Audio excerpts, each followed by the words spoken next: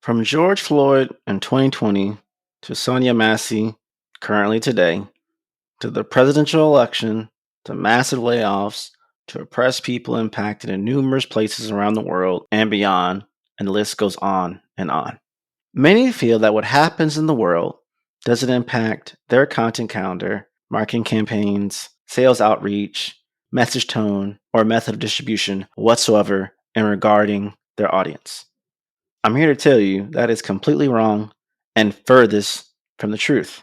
The question is, how do you navigate social media responsibly during such things as racial conflicts, politics, social issues as a business leader, marketer, creator, social media community manager, and anything in between? No, this episode is not about politics or racial conflicts or social issues, but more so how to identify, isolate, and pivot based on what's happening in the real world that undoubtedly is impacting your real business.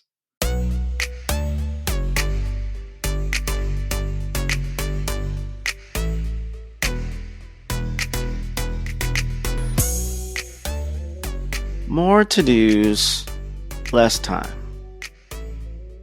More to dos, less time. And an infinite number of tools to keep track of. Doing business has never felt harder, more complicated, more exhausting than it's ever been. But you don't need a miracle to hit your goals. You just need HubSpot, because they're all on one customer platform can make growing your business infinitely easier. Imagine this: high quality leads, fast closing deals, wildly happy customers, and more benchmark breaking quarters. No, my friends, it's not a miracle. It is HubSpot. Convert your dream into reality and vision into actualization and marketing into money. Visit HubSpot.com to get started today. Just staying in your bubble because maybe you do not identify, relate, acknowledge, believe, or whatever the case may be, to something, to an experience, to a situation, to a conflict, to a viral topic, to a headlining story, and other such things, and choosing not to adjust or even acknowledge anything in any way, to some may seem like the best course of action. I ain't see nothing, I ain't saying nothing, I ain't doing nothing, right? But here's the thing that most people forget. The people who buy from you, who work for you, who watch, read, or listen to your content, who attend your events, who invest in you, who advocate for you, and give you attention may all be impacted by such things that, again, may not necessarily relate directly to you on an individual level, company level, and so forth. But we have to acknowledge that reality. And you may say, as I've heard many times before, oh, we've been planning this campaign for months, and it would be such an inconvenience to delay activation because something happened that doesn't correlate to me. Well, I'm sure it's beyond an inconvenience for those who have to deal with the aftermath of something that impacts them directly. And last time I checked, you're not a buyer to your own products. Everything we get, it comes from another human. And so we need to rethink and embrace what is the right perspective and the clear needs of our audience moving forward. And we need to ask ourselves, are we equipped to navigate, and what's the best course of action moving forward? What's up, digital world? You're listening to the I Digress audio experience with Joy Sandidge. Social media, marketing, storytelling, business, culture, and more. Coming to you in 3, 2, 1. Sometimes, if your audience typecast isn't necessarily impacted, and let's say your audience typecast is not necessarily impacted by what's going on, we still want to be socially sound with our content, discretion, and sensitivity for the best way to go about it. Even if we stray away from politics or social climate shifts, both professionally and personally, trust me, sending additional emails after a tragic moment may not be the best move to not appear tone deaf. So I've talked about this in my book, Strategize Up. I've talked about this in numerous guest podcast appearances, numerous stages about my past method. Present, ask, share, and sway. You want to present, not push information out. You want to ask questions, which creates conversations. You want to share information from trusted sources and people and individuals. And you want to sway your content and messages and positioning and initiatives based on audience reaction and feedback. And I can't stress enough how much sharing content from someone else who is more qualified or engaged in a particular subject matter or community can be so beneficial. To be honest, it's one of the most risk adverse things you can do to acknowledge without yet being directly involved to assess the social temperature amongst your entire digital ecosystem. It also shines light on others who are better equipped until a more robust plan for further engagement can be created if necessary. You see, not everything that happens needs a direct response.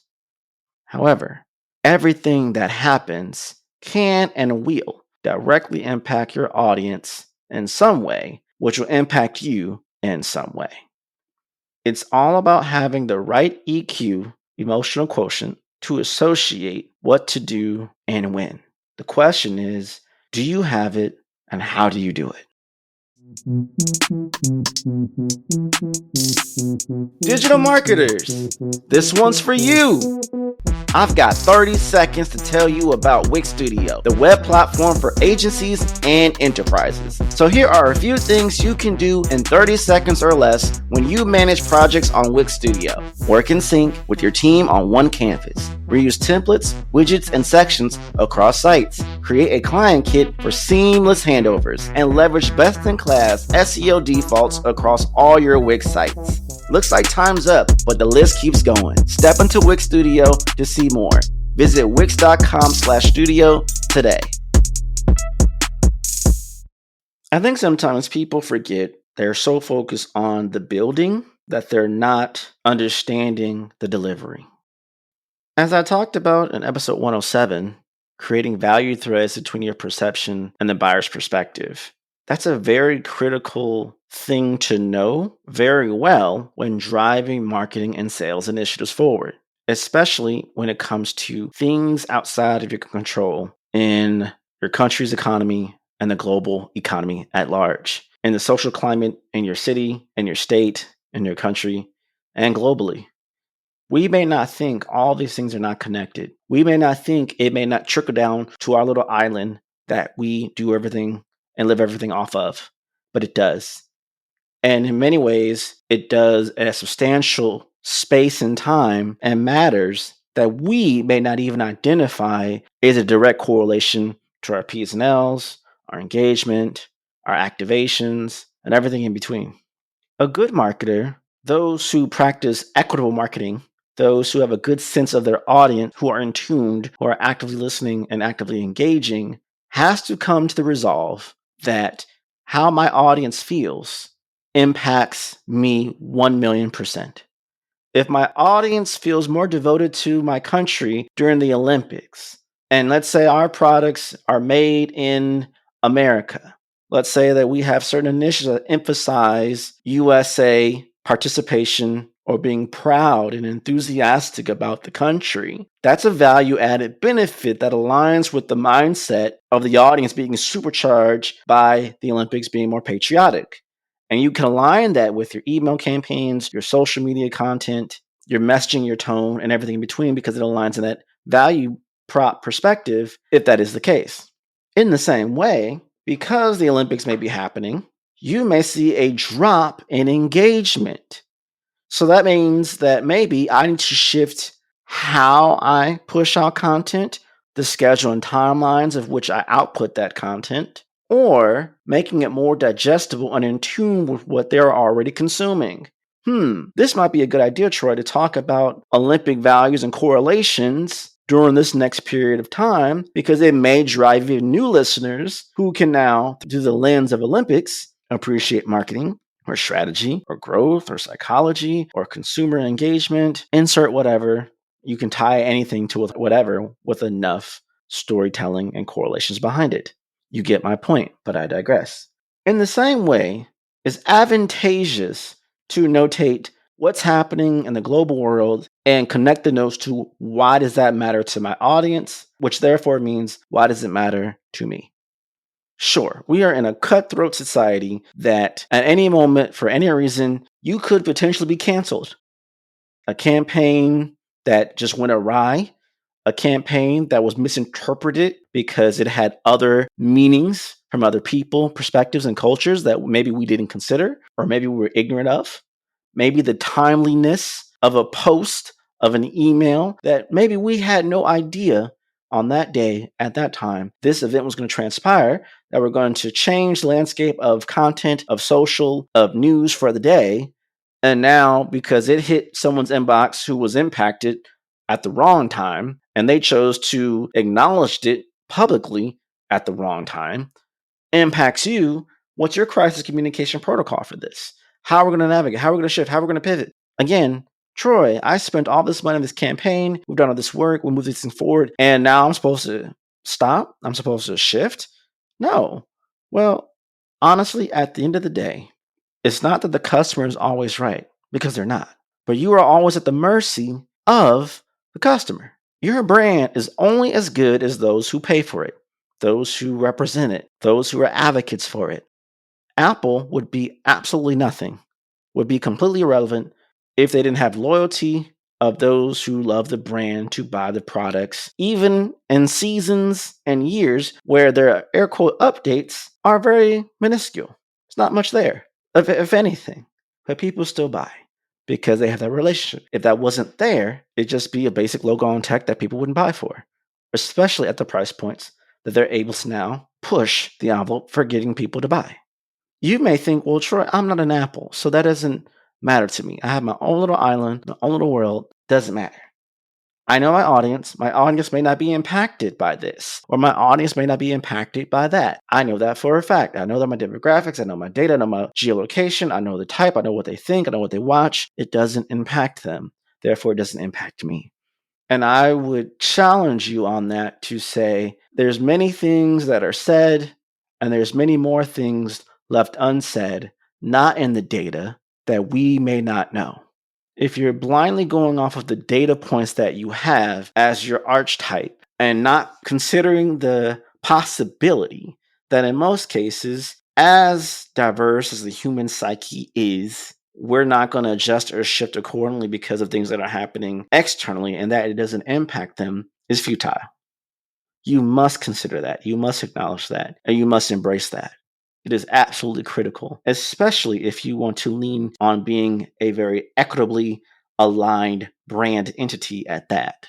There is a social responsibility when it comes to marketing, sales, and social media and beyond when it comes to external communication.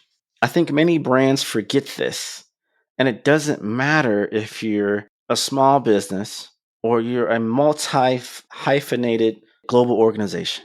It's critical to observe, to identify, to understand, and pivot when necessary. And I cannot stress this enough. If something happens in your personal life, you don't see that as an inconvenience. You don't see a funeral, a hospitalization, health issue, emotional issue, mental issue, whatever the case might be, insert scenario. That's more than an inconvenience. That's your life. That now you must adjust accordingly to try to survive it and move on. Now, that may happen to an isolated person, but now you take that isolated incident per person and magnify it times 100, times 1,000, times 1,000,000, times millions of people. And let's say that's a big portion of those who are currently buying from you, potential buyers from you, potential advocates, views, listeners, insert whatever. And that dramatically changes how the rest of your day, your week, your month, your quarter, and maybe even your year goes from a literal P&L perspective. All from one isolated incident that expanded the impact of the psyche of your audience pool to pay attention to you, to even have the potential to buy, let alone those who are buying, which may be now financially impacted, who will no longer be able to buy from you anymore or ever. And then it trickles down where, ooh, this month looks really good. And then surprise, you take a nosedive off a massive cliff and hit rock bottom. And you're wondering why the data suggests all this was happening, but it didn't consider the fact of such astronomical external factors coming in to impact your business and your livelihood. It's just as simple as that. A snowball effect, a small boom rolls up to be a massive snowball that wipes out a clear chunk of your P's and L's, your impact, your influence, your community, or it makes everything you're doing from a marketing or sales perspective obsolete for a period of time because no one's paying attention. No one wants to watch or listen or hear or read anything that you have to say. You are completely blind. You are put in airplane mode for the period of time while the world is still rotating, dealing with what they have to do. And I'm sorry, that sucks. And that happens to every brand. There's nothing we can do about it because things happen in the world that is bigger than you, that makes whatever it is that you're offering obsolete and irrelevant because, oh, this is happening. Now, you may not feel it at first because it's a very isolated to a few people, but expanded over time, which doesn't take a lot of time to do, by the way, it can definitely impact you, sucker punch you into a situation where, oh, we have to make some changes quickly because we didn't anticipate this happening. All going back to the little comment of, oh, that minor inconvenience is no longer a minor inconvenience. It is now a massive crisis we have to navigate. Because you're shifting now from, let's say, scalability to now survival. You're shifting from stability to instability, and we're trying to find our way back. Especially in a case where maybe we didn't necessarily cause this impact issue. And on top of that, we may not be well equipped, well versed in treading through this issue. Are you an aspiring entrepreneur or business savvy individual ready to take matters into your own hands? Imagine starting a new venture with low startup costs, entering a growing market, and having the opportunity to shape your own future. Picture you're at the helm of a successful delivery business, partnering with one of the world's most prominent companies, Amazon, through their Amazon Delivery Service program. They are searching for hands-on leaders with grit and determination, people who are ready to hire, coach, and motivate a top-notch team of delivery associates. Maybe people like you. And here's the thing, you don't need logistics experience. You'll gain access to exclusive deals, services, training, business coaching, and state-of-the-art technology. As you launch and grow your business, you'll have the support of Amazon's team at every step. So, are you ready to build the future of delivery and embark on a rewarding journey with the Amazon Delivery Service Partner Program? Learn more and apply right now by going to amazon.com/radio. That's amazon.com/radio. And you can also click on the link in the show notes as well. Take the first step toward a brighter future today. As I echoed earlier, and as I've echoed in previous episodes, if you check out episode 46, my podcast where I talk about BIPOC and the value of BLM, and this could also be translated to other ethnicities, other ethnic groups, other minorities, other oppressed groups and individuals, where we must consider we have to adjust things accordingly to fit what's needed for our community and for our audience. If you are a business with a diverse group of people, especially in the climate of Black women, I would think we would have to consider and acknowledge, hey, what has happened over the past 48 hours is probably, whether we know it or not, whether they acknowledge it or not, is impacting them from an emotional level, psychological level, a mental level, which could also impact the productivity level, which impacts you. But we shouldn't just look at it from, ooh, this impacts our P&L. Hey, we have an amazing human who works for us, who just had something happen to them. What can we do to create space and be there for this person? Well, I've had some people suggest and say, well, Troy, if I were to shift everything that happens because every moment something's happening for somebody, and just because it didn't make national news, I'm not going to switch gears every time something happens. I challenge that rationale too. I do understand the premise of where it's coming from and the why, but when you're thinking about equitable businesses in this modern era, especially if you're a small business, a startup, you're not doing it with massive employees, but that doesn't exclude you if you are. When you have the opportunity to show grace and support of your employees, of your contractors, of your audiences, of your buyers, of your investors, of your partners, that just creates a better opportunity to cement you into the lives of those people. And I'd say this too. It is not enough to just say, hey, we donated X amount of dollars to American Red Cross or Salvation Army or a nonprofit to focus on certain groups because of something that happens. I'm not saying that's not good, because it is. It's amazing. But when people do that and expect some massive PR lift by something that is being sent and given, but is not seen in front of the audience pool, it doesn't mean as much from their perspective to align you with their life. Now, there's certain brands that people have literally aligned their lives to it. They work hard enough to allocate literal funds to afford the lifestyle of someone who may use Apple products, who buys Louis Vuitton, who owns a Ferrari or a Tesla, or travels. And they want to travel in style, from the luggage to the clothes they wear, to the tech gear that they bring on the plane, to the places they travel to the hotel brands they use. It's all aligning with their lifestyle and with the purpose of how they live in a manner which they want to live, and knowing these brands align with that prestigious perspective, perception, and reality and truth in their minds. It's not just brands who sell products. Service brands can have that same affinity within their audience. I know a lot of people who do not use Grammarly every month, but the FOMO, the fear of not having access to it when they need it, outweighs the frequency of how much they use it, therefore they pay for it. But if they look at an item sheet of how much they used per month, it may not be as much as they would like. But again, I'd rather pay for it and have it than not. Which brings me back to the thing of insurance. You hope to never use insurance. Life insurance, car insurance, health insurance. But the fear of being in a situation where you wish you had it, it's so strong, you're willing to pay for it even though you may never activate it. In the same way, without the same extremities, you could harness that need and tie it to your brand, that affinity, that loyalty, but it aligns with their psyche and their willingness to pay, which is even better. And how you present yourself in times of crisis, how you manage and navigate internally and externally, all impacts the perception in the buyer's mind, as well as those who work for you, who work with you, who advocate for you. When you can navigate those nodes within the greater threads of how your business is moving, and then double down on that from an equitable perspective for marketing and sales and branding and distribution of content, that is going to make you more fluid and more sustainable in the long term. We already know this. The latter generations coming behind care more about perception and purpose than necessary usability.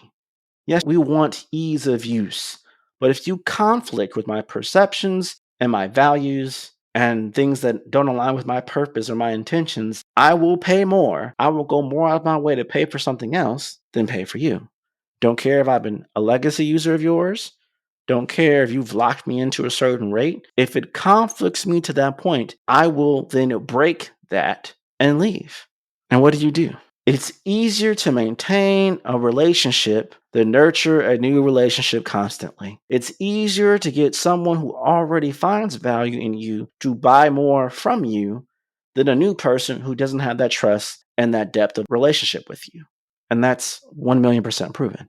I'd rather double down on making sure my current audience pool and I are good during a tough situation versus I'm going to continue the same process, the same path, the same momentum, regardless of what's going on, bulldozer style, and you're destroying more things than you're gaining, unbeknownst to you, because you're so focused on pitch, sale, versus this is a great opportunity to be present and see what ways can our brand transcend what we offer to be invaluable in the eyes of those who use us constantly. And so that's the reality of how you need to look at these things. And the other thing to consider is that so much of our audience is so complex, is so connected. We don't even know what storylines can come from just doing good. that can bring forth new opportunities, new audience pools, and actually a boost in sales. Not that that is your intention, because I don't necessarily agree with that either, but it could be a byproduct of just doing good.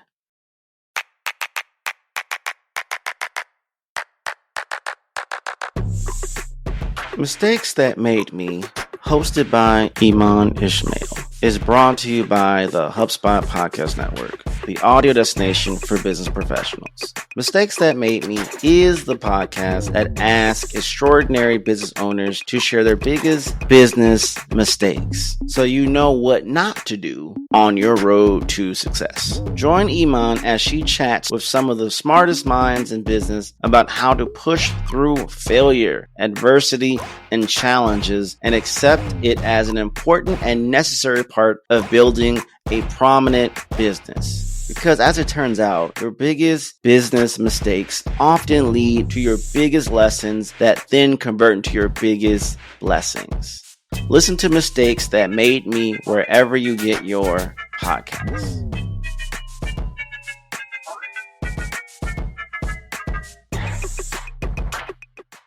We have to consider these things.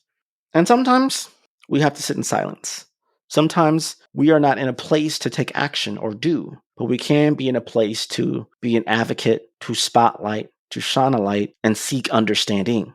Since George Floyd, I've had a lot of conversations, a lot of brands of asking me, Troy, what do I do in moments of BLM, Black Lives Matter, when the unfortunate, unthinkable things happen and bring the spotlight in society as on the front pages and socials and headlines? How do I navigate that? Especially if I'm not a brand that maybe necessarily is a BIPOC-led, Black-led, minority-led organization. Maybe my audience pool is not of that affinity, ethnicity, or groups, and statistically may not be as impacted by these things, but maybe they're concerned. Maybe, maybe not. Do I say something? Do I not? How do I say something that's aligned? And I always say this time and time and time and time again. The easiest way, the best way, is to share and sway.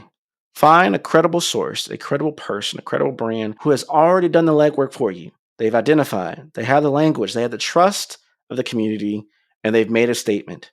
Share the statement and see how your audience reacts to it. And let's say your audience is repulsive of it. You didn't necessarily output it out to put yourself too much at risk, but you still at the same way acknowledged and shared it from a trusted source that had the community's best interests at heart. I've navigated crisis communications for many brands in my career. In-person situations, on social, I've navigated it in politics, in marketing, and B2B, and SaaS, and education, and community, startups, so many. And at the end of the day, it comes down to responsiveness, active listening, and engagement. Did you know that not doing something, not saying something is yet a response? And there's times where that's maybe the right choice, but many times maybe that's not the right choice. We can say something without putting ourselves on the front lines, as I've already mentioned, applying the PASS method, present, ask, share, and sway. But also, it's just the acknowledgement that this is happening, and maybe people, unbeknownst to us, are impacted by this, and we want to show support and solidarity. We want to acknowledge that this is wrong, or acknowledge that you are hurt, or acknowledge this is a problem, or acknowledge the world should be better. We should be better. No, my business is not going to become some social good mega brand to drive change in ways that we've never been able to do or weren't built to do. I'm not saying to become a superhero. I am saying we have to acknowledge what is and adjust accordingly to fit the mode of what our audience needs and to leave a better viewpoint or perspective when it comes to this, because what we do or don't do in certain instances define us as brands. Define us ultimately in the minds of our customers and our audiences, our potential customers and audiences. We can sometimes be remembered for doing nothing or doing something or partnering or collaborating with other people to do something and empowering them to shine and using our platforms, our mediums to bring a bigger light to it. Just because you are not equipped or is out of your wheelhouse doesn't mean you can apply a megaphone to it to those who can. But there is gray areas. And I'm not saying there's a best practice that fits every scenario, because there isn't. This thing expands and modifies as things go along.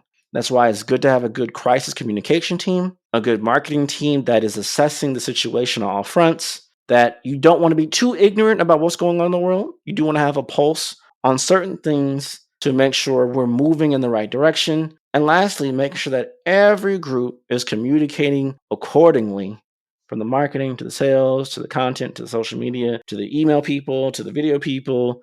How we're moving our day, how we're moving our week, how we're moving our month may shift based off of certain tiers of threats or tiers of impact or tiers of influence based off external factors that's happening around the world. We can't deny that. We can't excuse that. And choosing to, by being ignorant, does not absolve you from the perception created from action or lack thereof. It doesn't absolve you because you're ignorant. It doesn't absolve you because your founder doesn't identify with something that's happening to an oppressed people. It doesn't absolve you because your business is located in one part of the world while this is happening in another part of the world. In some way, shape, or form, those things do come back and connect back to you in some way. The quicker you can find the nodes of connection, the quicker you can adjust accordingly. And it's not good to be ignorant thinking that, oh, none of this stuff will ever impact us on our little island, because it will. If it's not right now, much later. People don't forget, they remember. And that could be either a good thing or a bad thing based off what you do or don't do. Sins of commission, sins of omission. What we choose to do, what we choose not to do, not to say or to say, activate or not activate. And how do you navigate that? How do you move that? How do you do that? So many questions, not meant for this episode, but questions that I have answered in previous episodes, and also questions I'm open to answer in future episodes. It's also why it's good to have a consultant or a strategist or a PR team in place, or third-party individuals or teams or support systems in place to help you when you reach certain thresholds, when you reach certain climates where, hey, this is too steep for me to navigate on my own. I need to call in support. I need to consider other options. I need to seek out additional advice to navigate these things. And these are tough conversations without me saying the T and the realities that many people, as they're listening right now, can probably identify with what I'm echoing in so many words. It's critical to move and adjust based on what's happening. At the very least, don't be so ignorant to think that that thing may not come back to impact the psyche of your buyers during their buyer cycle, how they engage, how they communicate with you. And they're looking at you, potentially saying, how are you going to respond in these moments? Again, this is not meant for you to try to shift your brand to be a superhero brand or be something that it's not. It is, however, to acknowledge that we can't be ignorant and avoiding what is happening externally beyond our control doesn't send back tidal waves to our beaches, to our island, to our doorstep. That it doesn't find the minds and the hearts of our buyers and our audiences that may reduce their impulse to engage with you, watch, listen, and buy. And at the very least, if something's happened in the world and I could pause my email campaigns for a few days, do it.